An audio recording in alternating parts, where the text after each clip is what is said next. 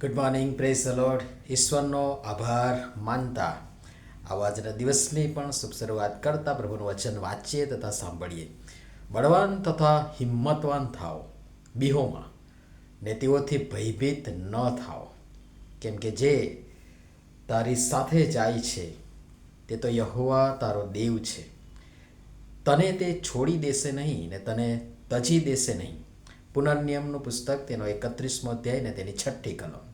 આજનો વિચાર: ખ્રિસ્તમાં અતિ પ્રિયવાલા મિત્રો, પ્રભુ ઈસુ ખ્રિસ્તના શ્રેષ્ઠતમ નામમાં આપ સર્વને આજની સવારની પ્રેમભરી સલામ.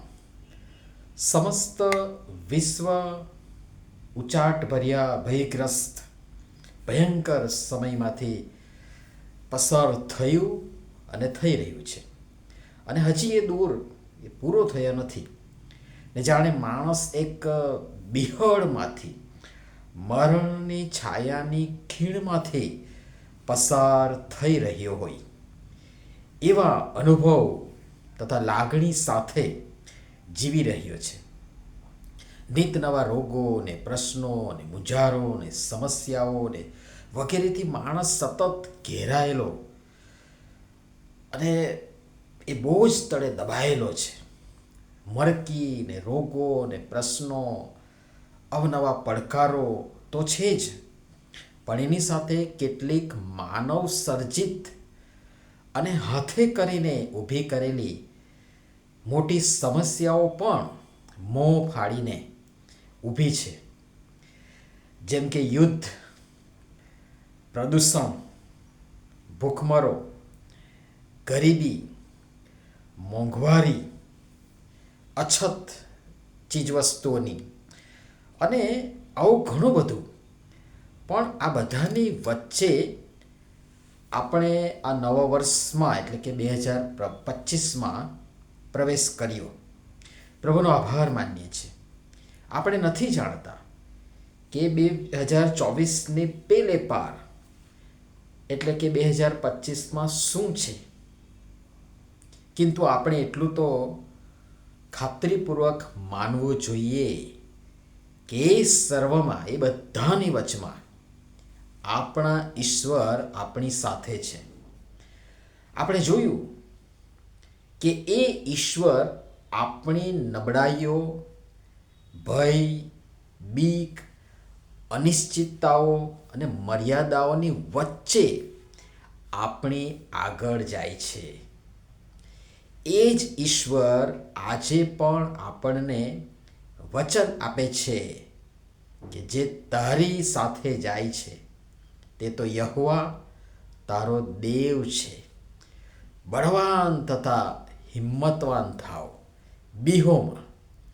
ને એ બધું જે નિર્ગત કરનારું છે, નિરાશ કરનારું છે, એ બધાથી ભયભીત ન થાવ, કેમ કે ઈશ્વર આપણી સાથે છે. એ તમને છોડી દેશે નહીં ને તજી પણ દેશે નહીં. ગીતશાસ્ત્ર 23નું એ ખૂબ જ ઉત્તેજનદાયક વચન, અને એમાં કહ્યું છે કે જો કે હું મરણની છાયાની ખીણમાં હું ચાલું તો એ હું કંઈ પણ ભૂંડાઈથી બીસ નહીં. આપણી આસપાસ ભૂંડાઈનો ભંડાર છે, અને ભૂંડાઈ ને દુષ્ટતા ને ભ્રષ્ટતા ને એ બધા પાપાચારની વચમાં આપણે જીવી રહ્યા છે. અને તેથી જો કે મરણની છાયાની ખીણમાં હું ચાલું તો એ હું કંઈ પણ ભૂંડાઈથી બીસ નહીં, કેમ કે તું મારી સાથે છે. હા મિત્રો, ભલે અણજાણ, અણદીઠ એ મોટા પહાડ સમાન એક વર્ષ આપણી સામે છે. નથી જાણતા કે એમાં શું છે. બસ એટલું જાણો કે આપણા ઈશ્વર સદૈવ આપણી સાથે છે, અને એ આપણા માટે પૂરતું અને બસ છે. જેમ પાઉલ કહે છે કે મારા માટે તારી કૃપા બસ છે.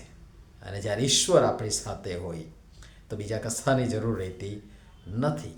ફરી એકવાર આપ સર્વને નવા વર્ષની ખૂબ સારી ઘણી બધી શુભેચ્છા અને સલામ.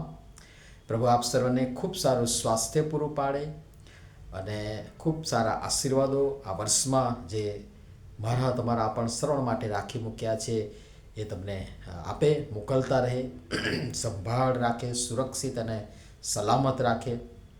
એ જ મારી શુભેચ્છા અને પ્રાર્થના છે. ખાસ જણાવવાનું કે 1 તારીખ એટલે કે નવા વર્ષ પછી હું કેટલીક વ્યસ્તતાઓને કારણે લખી શક્યો નથી, રેકોર્ડ કરી શક્યો નથી, પણ આજથી નિયમિત લખીશ અને મોકલીશ પણ. અને તેથી ખાસ મારા માટે પ્રાર્થના કરશો. આવો નમીએ અને પ્રાર્થના કરીએ. પ્રેમાળ પિતા, ફરીને એકવાર આ નવ વર્ષની ભેટને માટે અમે તમારો આભાર માનતા પૂર્ણ વિશ્વાસ અને ખાતરી સાથે અમારી સઘળી ચિંતા, બોજ, મૂંઝવણ અને સઘળું તમને સોંપી નવ વર્ષમાં અમે પ્રવેશ પામ્યા છે અને વિશ્વાસ ને ખાતરી છે કે તમે અમારી સાથે છો.